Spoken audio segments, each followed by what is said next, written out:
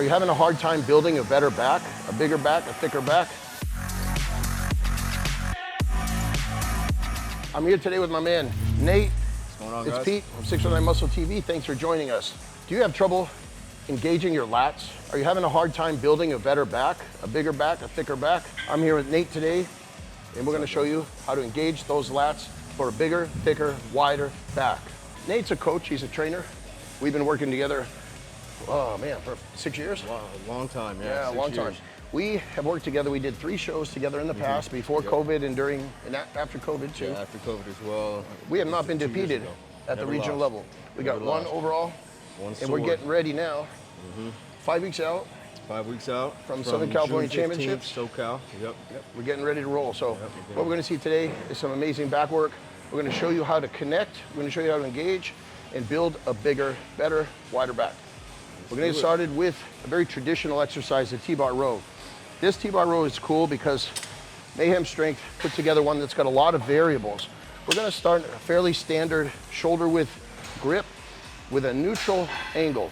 You can do some rotation to bring your lats in and elbows. We'll talk a little bit about that as we go, but what I want to do is have Nate go through a few different sets where we can show how the different angles will hit the back in a different way. What you want to think about when you're targeting lats is, let's go ahead and do some maybe 15 reps, is you want to think about scapular retraction.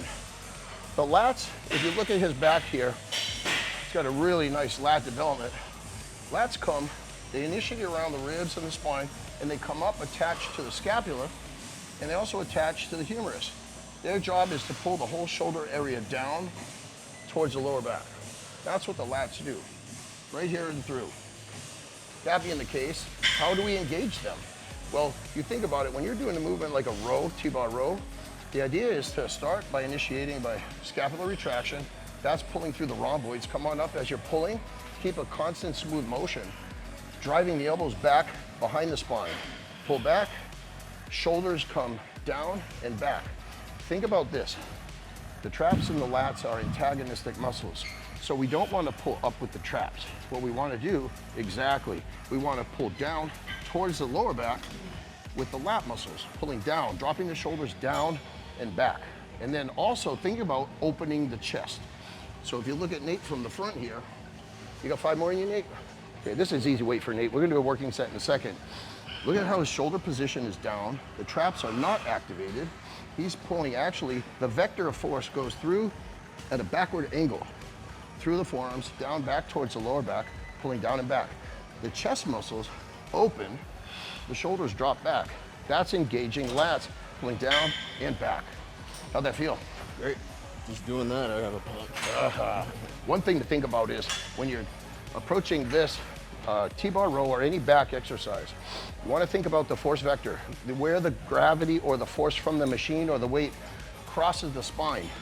If you notice when Nate's pulling, he's actually keeping the elbows in a relatively neutral grip. If he was to bring the elbows up, the force would come through the elbows towards the lats, but you're actually going to be pulling through the rear delts and the rotators and the rhomboids, a little bit of lower trap. We don't want that. If we want to engage lats, there you go. You want to drop the shoulder down and chest up. Deactivate traps. Down, chest up, deactivate traps, open chest. When you come forward, open stretch, a little bit of an upward movement, drop down and squeeze back. There you go. Now you're gonna watch him perform some work. Open chest, pull back and down. There you go, perfect form. Stretch, pull back, awesome. Stretch, pull back, open, traps are off, driving shoulders back, that force vector through the elbows back towards the lower back, that's perfect. Here we go, now he's working hard, he's still strong, it's easy weight. We're gonna do a drop set on this one. There we go, after some forced reps. There we go. Again, that anabolic window, somewhere around 8 to 15 repetitions. Good, he's on number 9. I believe here's 10, let's go 5. 1, yes. 2, yes. 3.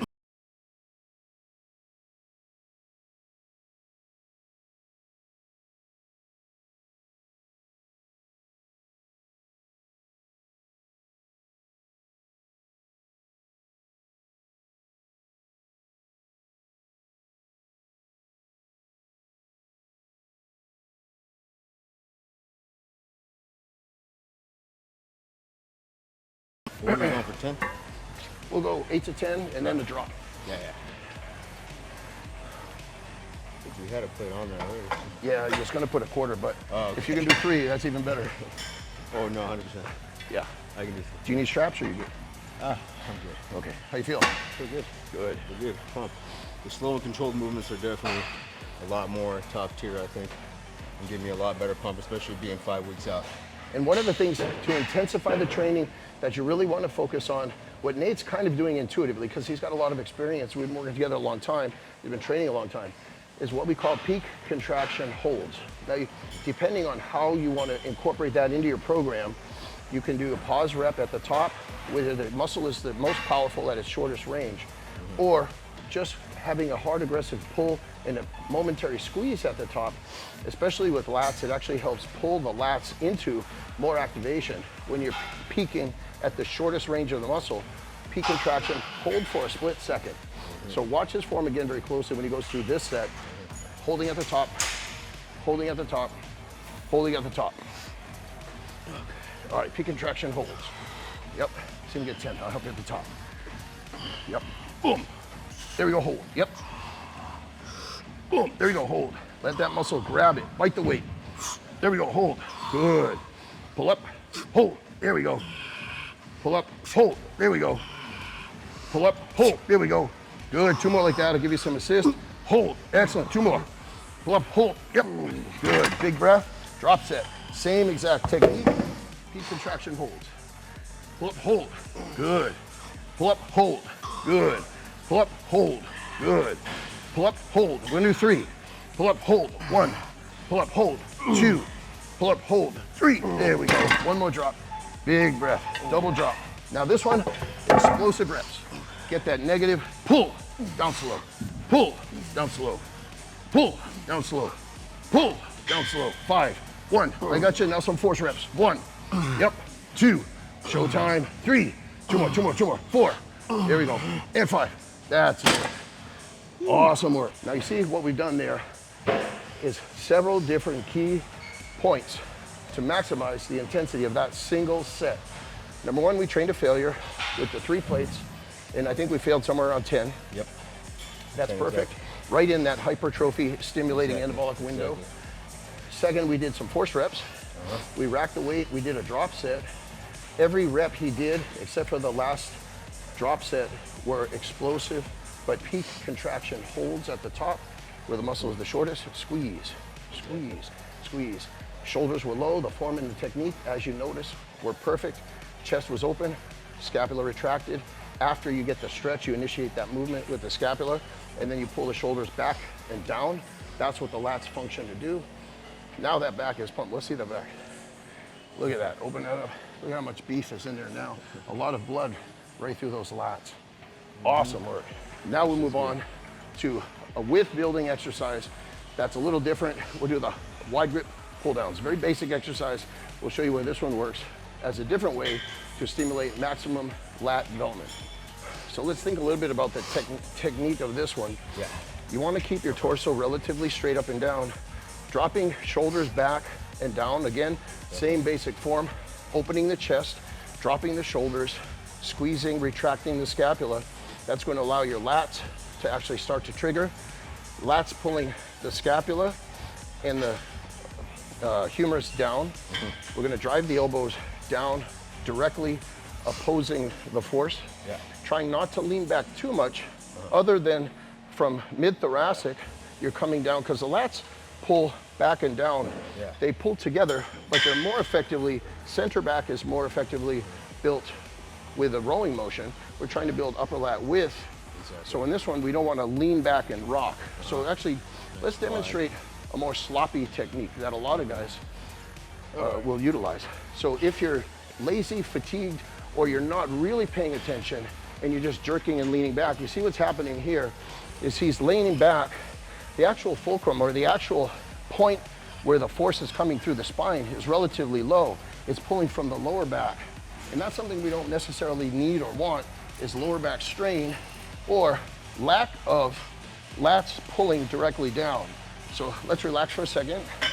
What I want you to do is, let's demonstrate lat pull down, where we want to actually keep the spine vertical, straight up and down, with only a very slight backward lean, where the force vector is still relatively vertical or parallel to the mid-spine, the majority of the spine actually. So you're opening chest, that activates lats with scapular retraction, but then you're dropping the shoulders down towards the floor rather than down at an angle. And that's what's going to give you more lat utilization. So we'll go ahead and hit this one where it's chest up. There you go. Now you watch where the pulley comes down, the force comes down directly through the spine. He's leaning back just to get the upper torso out of the way. Come up with a full stretch. There you go. That's a complete motion in a perfect form for utilizing upper lats, pulling down, dropping the shoulders. Awesome work. Pull down, drop. You can use, of course, a little momentum as you're starting to fatigue, because you want to maximize that peak contraction at the bottom of the movement. But Nate's got tremendous lat development. As he's pulling down and back, he's trying to keep that mid-torso straight. Dropping straight down is going to get pulled from the bottom of the lat all the way through to its attachment in the humerus at the armpit right here. There we go. Let's get 5 force reps now. That form was perfect, so there's a lot of fatigue in there. Beautiful. Stretch it and squeeze it. Stretch it and squeeze it. 2 more. Squeeze it. 1 more. Squeeze it. Excellent. Rest. Awesome. Ooh, beautiful form, dude. How'd that feel? Real good. Real good. A lot better. A lot more isolation when you do it like that versus throwing it around, getting your traps, rear delts in, and things like that. One of the things you want to keep in mind when you're trying to really isolate or activate lats that a lot of guys forget too is the stretching component. Some people say keep a tension on the back. I'm not sure what your philosophy is in general, but I always like to suggest full range of motion, which is about everything that you do. The more motion, the more muscle activity, the more stimulation you're going to get to the entire muscle. So especially with lats, you don't ever want to relax or take the tension out of the lats, but a full stretch, full range of motion is actually going to give your body more stretching of the tissue, more stretching of the fascia, which increases blood flow, and overall you're getting a much more stimulation to the muscle. That was awesome form. Let's do it again. I feel like it builds a more complete physique, you know? The whole tie-in from everything, the whole back shot. And whether you're doing like chest motion or delts, anytime you're doing a complete range of motion of the target muscle, you're maximally stimulating growth through that muscle.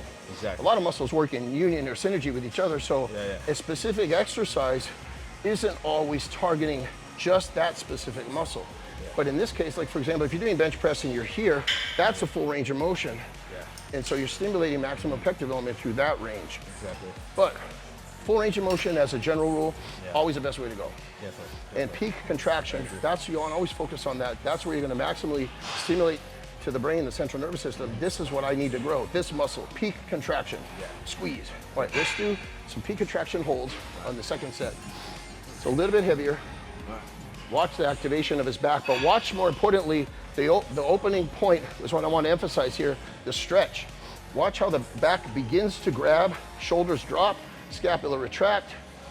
And let's do some regular reps here. Squeeze down, look at that motion. Peak contraction, hold for a split second, activate the lats. There you go.